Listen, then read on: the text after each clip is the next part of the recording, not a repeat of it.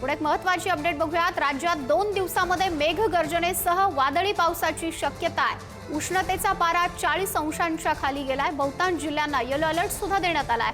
राज्यात पुढचे 2 दिवस मेघगर्जना आणि वादळी वाऱ्यासह पावसाचा अंदाज वर्तवण्यात आलाय।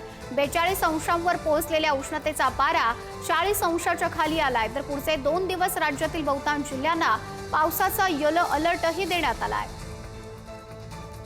विदर्भातील बहुतांश ठिकाणी स्पेशली चंद्रपूर आहे, त्याचबरोबर अजून गोंदिया आणि त्या तिकडचे जितके काही जिल्हे आहेत विदर्भातले त्यांना जास्त इम्पॅक्ट होण्याचे चान्स। पाऊस जास्त नाही आहे, हलक्या ते मध्यम स्वरूपाचाच पाऊस पडतो, परंतु वादळी पावसामध्ये मेनली वारं जे आहे त्याची गती वाढली जाते, त्याचबरोबर काही ठिकाणी गारा पडतात आणि विजा पडू शकतात आणि ह्या परिस्थितीमध्ये आपण याचा जो इम्पॅक्ट आहे तो जास्त आहे, परंतु पावसाची तीव्रता काही खूप मोठी नाही, परंतु त्यामुळे होणारे नुकसान जास्त असू शकते।